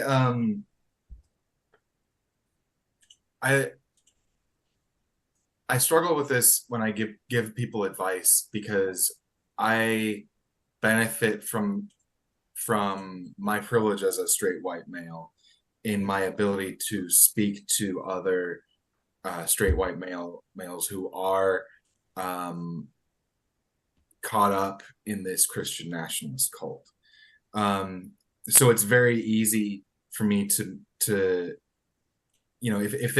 if talking about race shuts them down, I can at least talk about hey, I don't think the Bible says what you think about in this particular spot, or I can at least say in very uh, neutral vocabulary, hey, you hate rich elites telling you what to do, right? Yeah, me too. You say you don't like, the state telling you what to do. Yeah, I can get behind that. And then they're like, wait a second, you're not. Wait, hang on. What are you? Right. Right. And then, later down the line, once I've kind of brought down their walls, then, we can have a conversation about race. So I benefit from, I have a hard time giving advice because that's just how I operate. And that's how I can, that's how I hope that I use my privilege well that way. But that's something I have to also acknowledge that's something that I benefit from, and that's not a position that not everybody can occupy, right? Sure. And So it's really, sorry to interrupt. It's really important to, yeah, I'm going to do it anyway. It's really important to take exactly what Josiah said there, because that is the Christian position, is that just like I said, that Jesus did not regard equality with God as something to be grasped, that Jesus gave up his privilege. And so what are we supposed to do? We're supposed to give up our privilege for these things. We're supposed to give up our privilege to make sure that people are fed and that people have homes and that people are able to get over the border and that people are safe. All of these things are rooted in particularly white Christian people, but all Christians who all have Christian privilege in this country, to say, I am standing up for my faith. I'm the person at my Food Not Bombs chapter who will go up and talk to the cops, not because I like talking to cops, but because I can wear my God loves you shirt, or this pastor loves you, with my giant pride flag shirt on it, and go up to cops and say, hey, I'm here because this is my religious obligation. What's up? And that suddenly places a serious problem for them, because they thought they were dealing with a bunch of weird lefties, and suddenly there's a pastor here. What? And Right. that freaks them out, because they know that they can mess with those lefties, but if you mess with a Christian, suddenly you're going to have your boss up your ass, and that's a problem, right? Right. And all of us have these privileges that we can be able to use. Many of us, I should say, many of us have these privileges that we can use to our advantage to fight for what Jesus actually called us to do. Now, the fight against Trumpism, I think it's really important to start off to say Trump is not an unusual Republican. He's just not. Like, you've had a crazy megalomaniac who has no regard for the rules. Is there any Republican president who hasn't been that in the last 50 you're not being years? more specific. Yeah, exactly. No, there is. Richard Nixon, Ronald Reagan, George Bush Sr., George Bush Jr., all of them, and Donald Trump, all birds of a feather. Crazy, insane pieces of shit who, I shouldn't say that. Crazy, insane. No, I shouldn't say crazy, insane. All these people who use and abuse their power to benefit themselves, to benefit their families, to do all these sort of things, who came in like they were going to come and mess up the world, and they messed things up, but it wasn't something we couldn't recover from. And hopefully, if Trump is reelected, that means that suddenly we will have all of these liberals who are coming to us to say, how can we help? Because the only advantage to the Trump presidency was that liberals showed up and liberals started to convert and liberals started to realize, oh, this system that we're living in isn't working because it keeps electing people like Donald Trump. Right. Donald Trump is not an aberration, he is the norm. And hopefully, people will be terrified enough that that is the norm that they can come to us. Now, what do we have to have ready? We have to have something for them to do.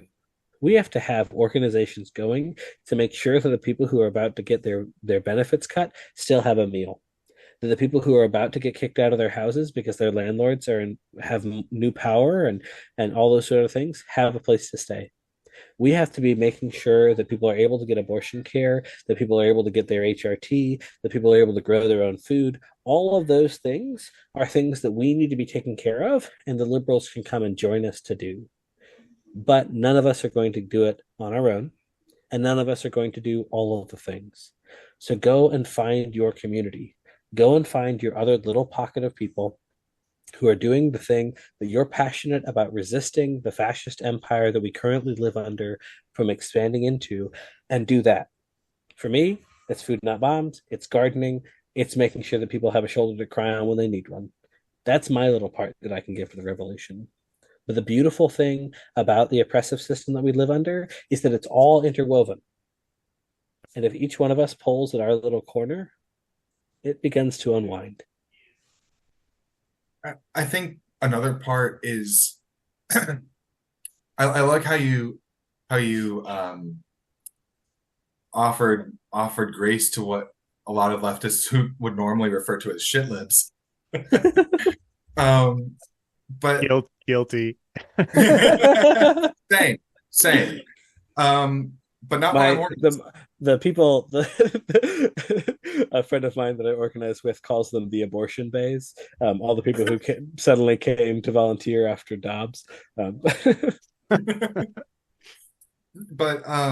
as hard as it is, and I think this is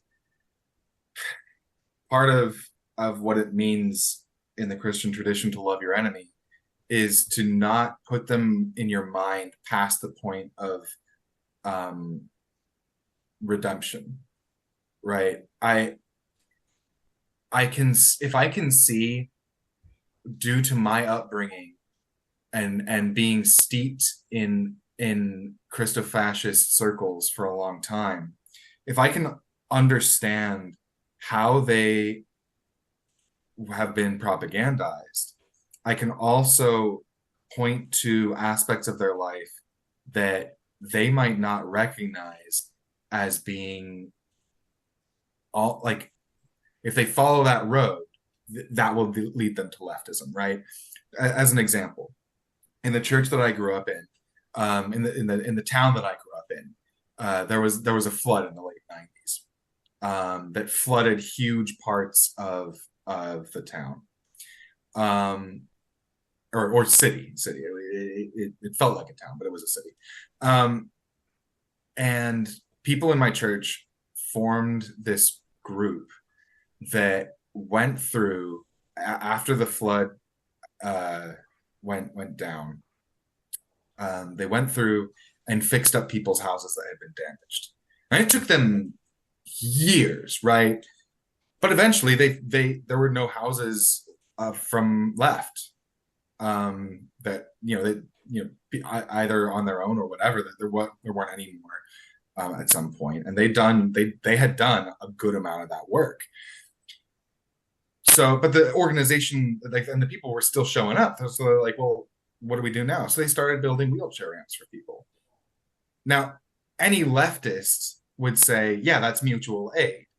But if you tell them, hey, you're doing something that a leftist would be proud of, they would puke, right? Right. Yep. Yeah. Yeah. So we also have to recognize that, while they desire cultural power and white supremacy, they also, just like you and me, want to believe they're doing good. And sometimes, a broken clock is right twice a day. Right. um, they'll do it. Um, a lot of rural conservatives understand mutual aid, and if we spend a little less time hating them, we can point them in a bit of the right direction. And it takes patience. It takes eating a lot of shit sandwiches. Sure. But it's not impossible. And of course, take care of your mental health though. Like, you know, I Yeah. I ascribe to the organizing principle that you start with the people that are closest to that are adjacent to you, right? You don't spend your time on the people that are violently opposed to you, um, but because it'll wear you out, and it's not energy well spent. Yep. But I don't want people to feel like it's impossible. Um, Sure. and and to my point, if you do, again, you do have to take care of your mental health.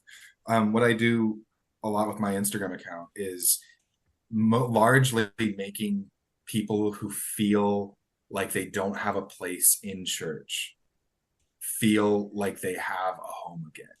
Mm. Like, because they're surrounded by Christofascists, right? But they Yep. read the Bible and they're like, yeah, this ain't it.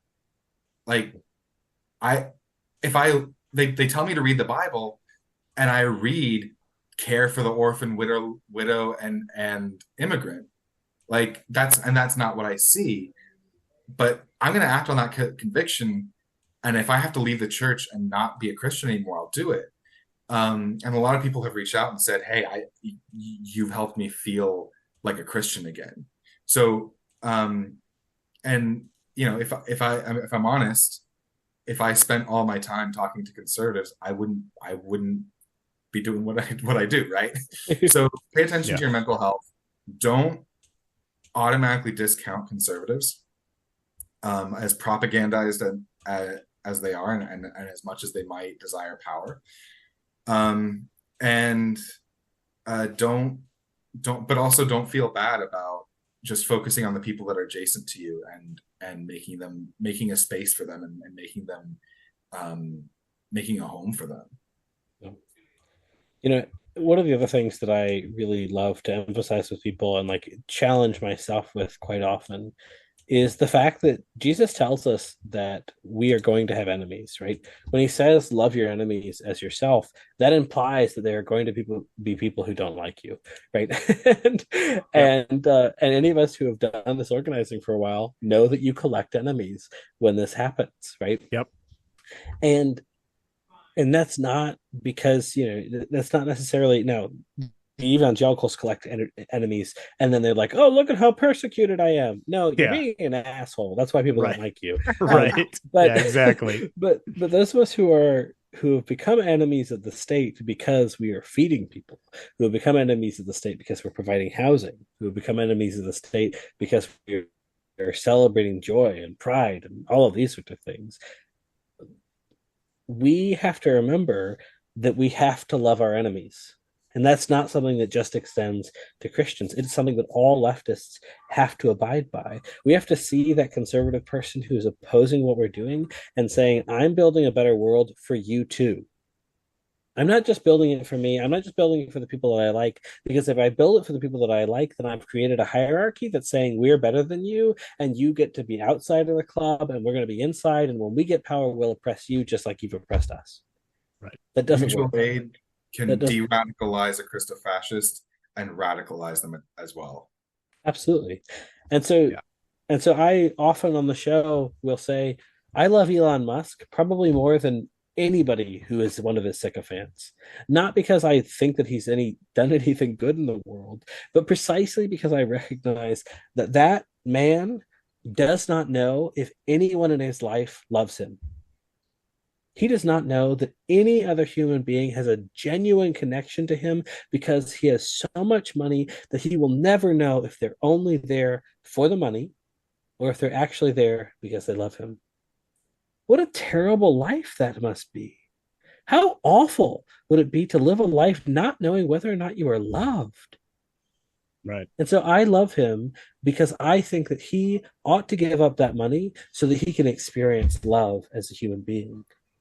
I love him far more than all these sycophants who run around singing his praises because I think that he should genuinely be a human being instead of a billionaire. And I am trying to build a world where even Elon Musk gets to come to the table and share our vegan mac and cheese and laugh at silly jokes and mark in chalk on the sidewalk and do all of these things that we're doing to build community because we want to build a world where we love each other. And there are no more enemies because we have loved everyone into our circle rather than because we've eliminated them or created ourselves as more powerful than them. That's the end that we're all trying to get to, a world where everyone gets to be equal, not just those that we care about. That's great. Yeah. Y'all didn't know we were gonna have church today. Sorry. No worries, man. No. So we got hymns, we got sermons. No worries, man. That was great. And yeah, no, I can't agree with you guys more about that, especially the when you guys were talking about mutual aid. And before Micah or even Josiah, you guys even actually mentioned the term. I knew you were describing mutual aid just because I'm familiar with it, right? And the idea that you can't necessarily tell a conservative or somebody on the right that you're participating in something or practicing something that a leftist likes. Like, Yeah. You have to, it's the idea that, if you describe communism to someone, but you don't use the word communism, they'll love it. Yeah. Right. 100%. But as soon as you say that Marx and Engels wrote it, they'll be like, oh, that's terrible. Right. It's like, it's such a weird nuanced thing sometimes. Yeah. And I liken it to what was it when the Affordable Care Act was trying to take hold and become a law. You saw a whole bunch of didn't matter whether it was a late night talk show host or some random person in the early stages of YouTube and everything, but they would go out on the street and talk to people, and they described the Affordable Care Act and what it was actually going to do. And people were like, yeah, that's great. And then, they'd be like, well, yeah, that's Obamacare. And they'd be like, oh, well, that's terrible. Right. Because it was called Obamacare. Yeah. Right. I mean, that's not what it was actually called. It was called the Affordable Care Act, but the conservatives co-opted the word, not co-opted, but, coined the term, labeled it Obamacare. Automatically be that dog whistle, right? That grift, that propaganda to make people who already didn't like Obama for most likely because he was not white, right? And once they used his name, boom, that made a whole group of people automatically opposed to it without even knowing what it is, right? And you're describing the exact same thing. And mutual aid in particular, from what I've seen, and it's my understanding that what Chris Smalls did at the beginning of organizing the Amazon labor union in New York was he would go out and he would provide that mutual aid for people who were worried about getting fired for trying to join, right, or trying to help. And he would provide food for them, right? He would provide them rides and things like that. It might not have been him in particular, but he was part of the organizing effort to do that, right? And that, to me, is the foundation, right, of any, I'm going to say revolutionary idea, but really it's the foundation of being a good person, right? And if I think some of you guys have said it, maybe not this way specifically, but if you want people to be housed and clothed and fed and have health care, right, and have water, things that everybody should have because they're a human being, right, education, right, that doesn't make you a radical leftist, right? That just makes you a humane person, right? Like, and it really has been weaponized that way against that. That's what the what is happening from the right and from not even the right in particular, the patriarchy, really, right? The capitalist class, that because the libs and Dems are part of the capitalist class too. Yeah. Right? They're using it against everybody else outside the capitalist class. So yeah, I had a couple more questions, but what you guys were just talking about covered most of it. Which is great. No, I prefer that anyway, right? But I do want to bring up one more thing, because we've talked about it, and the mutual aid I think is part of it. But what else specifically can people do to defend against Christofascism, right? So they need to identify what it is and when it happens, and when it's happening maybe to them in particular, right? But once they identify what it is, how do you defend against it? Yeah, I think it really is. It really comes down to mutual aid, that you have to have people working together to be able to respond to all of the ways that it's going to show up. My mutual aid group here in the city have identified 24 different areas that Project 2025 is aiming at. Now, again, to be clear, you should not really be that afraid of Project 2025. The Heritage Foundation is largely out of step with the current Republican Party. Yeah, I'll just leave it there. They are not super popular. Trump likes to do his own thing. When Trump is saying, no, I didn't get all my ideas from this, it's because, first off, he doesn't like to give anybody else the idea that they had a good idea. And second off, that he probably isn't listening to them because he doesn't listen to anyone. And so, like, the idea that he's going to have a systemic plan, absolutely ridiculous. But on the off chance that J.D. Vance is just the most brilliant strategic mind, that hiding behind his desire to sleep with his couch is some sort of strategic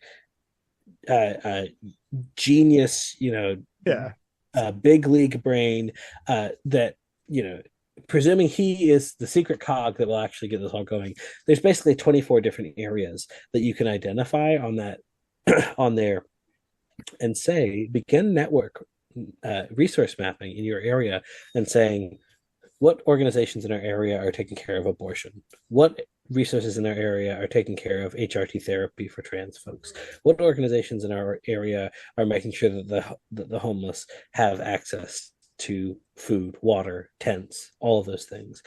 What organizations in our area are taking care of abused women? What organizations in our area are taking care of green energy solutions? All of these things are a part of what we need to be building, and we can do it reactively and say, what does Project 2025 want to take away from us? And we can build those things out, or we can positively say, these are the 24 areas that we want to make sure are growing and developing in our community. And how can we take our little leftist reading circle and combine that into something that is working towards those ends? How can we take the little thing that we're doing and interweave it into this larger fabric of what needs to happen in our country? I love Marx. I think that Das Kapital, one of my majors was philosophy. I think that Das Kapital is the greatest example of what a philosophical work should look like that occurs in the West. And I think that he can be wrong. I think that the whole idea of scientific socialism is Marx trying to say, hey, I can be wrong. And and I think that part of that I can be wrong is we have to try things out. We have to test these things out. We have to figure out what works. But I don't think the revolution is going to be something that happens in one grand moment. I think it's going to be something that happens in a million tiny moments. And I think that we are on the precipice of it happening right now. I think that we are in the process of a majority of Americans beginning to recognize that the system as it is does not work. And either we're going to have the kind of thing that happened in the 1930s, where we have this great economic collapse that results in lots of people recognizing the system doesn't work and threatening to overturn it until the capitalists give us enough concessions that we're happy for a minute. Or we can say, we don't need the capitalist class to give us these things because we're going to build it ourselves, and we're going to change the way things work because we can depend on each other rather than on someone whose best interest is only on their own pocketbook. we can save us from what is coming. We have to have that community to be able to do it. And this I might be misinterpreting this story in the New Testament, but I'd like to point out the riot of the silversmiths in what is it, Ephesus, where the Christians stopped buying the trinkets because they weren't practicing pagans anymore, and they disrupted capital and caused a riot because they built autonomy. They built an alternative economic system so well that they starved capital. But I love this role reversal because Micah so well described the importance of mutual aid that now I'm going to focus on books. Which I don't. I'm usually the anarchist that's like, oh, fuck your theory, go do shit. And like, do you understand the basics of mutual aid? You know how to feed people? Okay, cool, let's go. Yeah, right on. But at the same time, Christofascism is sort of built on this idea. It's this gatekeeping of power, right? Like this is my interpretation is the only way that you can get into heaven, right? The way that I interpret the Bible as this legislative penal code is the only way. You have to believe the exact same way as I do. And I'm not saying that all leftists need to become Christian by any means, but I will say that I benefit from occupying a space within Christianity and saying, yeah, I'm a Christian and I don't believe that. But it also benefits for non-Christian leftists to be familiar with queer theology, to be familiar with liberation theology, to be familiar with how to refute what people refer to as the clobber passages that are used to justify queer phobia and persecution of LGBTQ folks. To learn about radical Christianity and radical Christians like Oscar Romero, Dorothy Day, Saint Francis, Thomas Muntzer, and the history of Christian socialism, Christian anarchism, because the more we understand this, the more that people understand that Christianity is antithetical to how it is largely presented in America, but also much broader than that.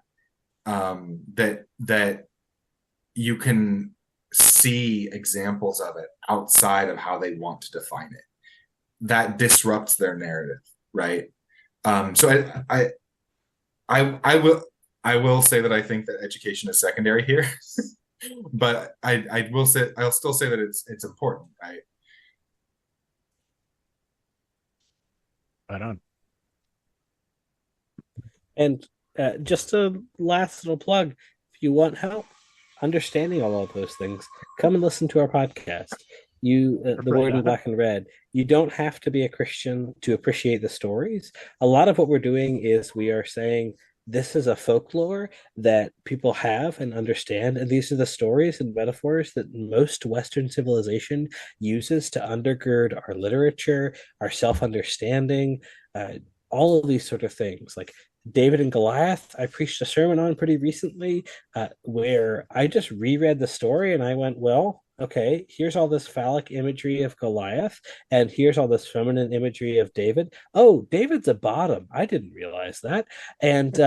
And all of these things that just reading the Bible and understanding what is going on there helps us reframe the story. So it goes from, we're celebrating David and Goliath, the little guy overcoming the big guy. It's also saying that the poor shepherd kid is going to overcome this man who's covered in all of the wealth and all of the prestige, that ultimately the poor will conquer the rich, that the queer kid is going to conquer over the toxic masculinity that exists in the person of Goliath, that the the people who are trying to defend each other and take care of each other are going to conquer over these things. All of these stories come to life in new ways. These metaphors that you might not know the story behind help us to understand each other. And we live in a world with 2 billion Christians. And, my atheist friends, God bless you, because you do good things without the concern about what God thinks about it. And I really appreciate that. But also, you have to know that there are 2 billion people who share a faith that you cannot communicate with if you don't understand the metaphors that they're using. And so come and learn those metaphors. Come and learn this conversation. Come and talk with us about our faith, not because I'm trying to convince you or convert you. I think everybody gets in heaven anyway. My God is too powerful for anyone to be left in hell in the end. But the idea here is that if we want to build that revolution, we have to have that community. We have to have some shared language. And you can come and learn that from the word in black and red, and hopefully be inspired by these stories that you don't have to believe in, but can still help us to understand each other in a deeper and more meaningful way, and build that kind of community that the revolution will be sustained by. Yeah, that's awesome. Yeah, I like that for sure. Okay, so let's see. I just want to check a couple more things just to make sure we talked about that. Yeah. All right. So is there anything else either of you guys would like to say? I think we just, for my part, I think we just about covered it. Okay. What's a really polite way of saying you don't have to vote for Kamala Harris?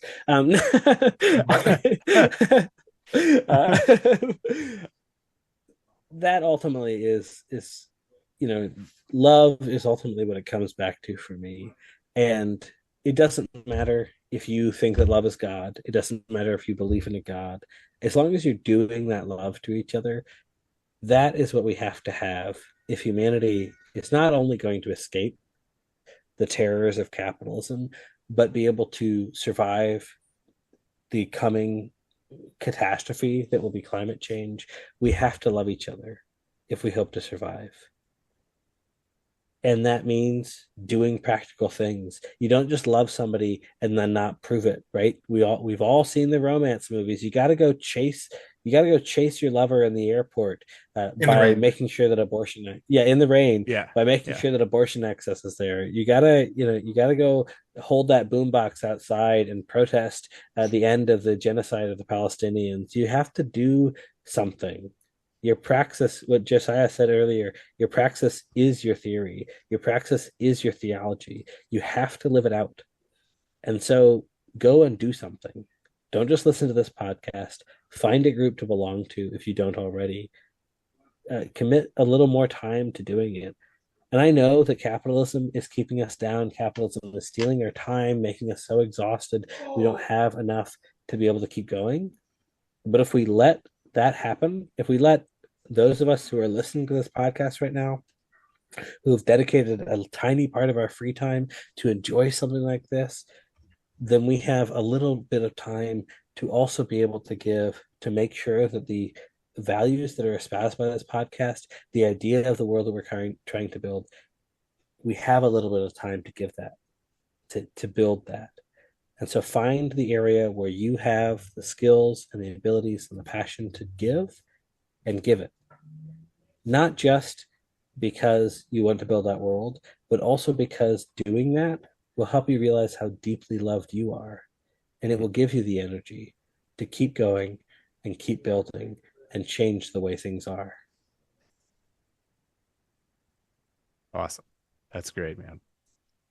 I feel like it's appropriate to close out this service with a with a Bible verse. Turn in your pew Bibles to the book of James, chapter 5, verses 1 through 4. Come now, you rich people, weep and howl for your miseries which are coming upon you. Your riches have rotted, and your garments have become moth-eaten. Your gold and silver have corroded, and their corrosion will serve as a testimony against you and will consume your flesh like fire. It is in the last days that you have stored up your treasure.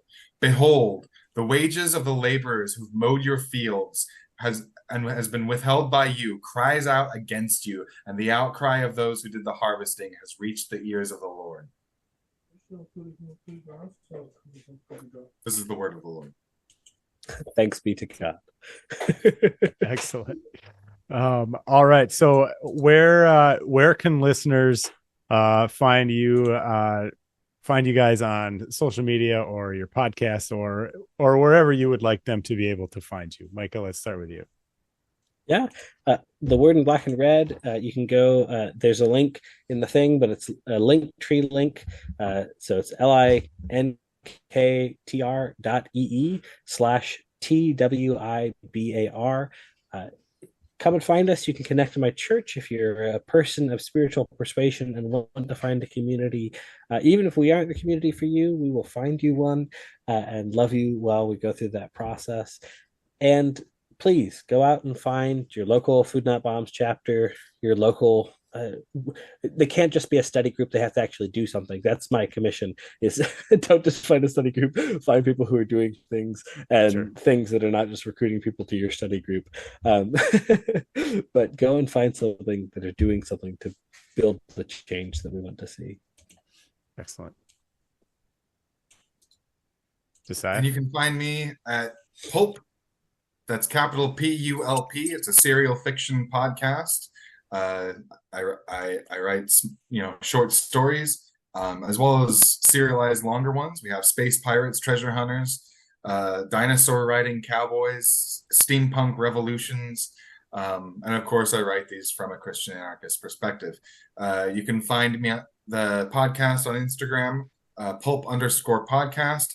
I also make memes mostly on the toilet before I've had my coffee, and I post them at Church of Christ the Anarchist on Instagram. That's Church of Christ the Anarchist with underscores in between the words. All right, excellent. And I will have all this information in the show notes for anybody listening. You should be able to just scroll down in the show notes and find the links for everything we've talked about. So including the book I referenced.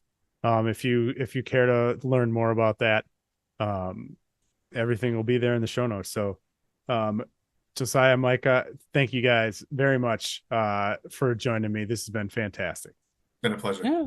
Thank you for having us. Go in peace. Shalom. That does it for the show. Thanks for listening. Voices from the Left is a presentation of the Anti-Capitalist Podcast Network. Special thanks to Nick Josephs for the use of the theme song. You can find Nick on Spotify or on the web at nickjosephs.com. Don't forget to rate and review on whichever platform you listen. If you'd like to support the show, you can subscribe at patreon.com/voicesfromtheleft or donate at buymeacoffee.com/voicesfromtheleft. All the links will be in the show notes. Thanks for listening, and solidarity.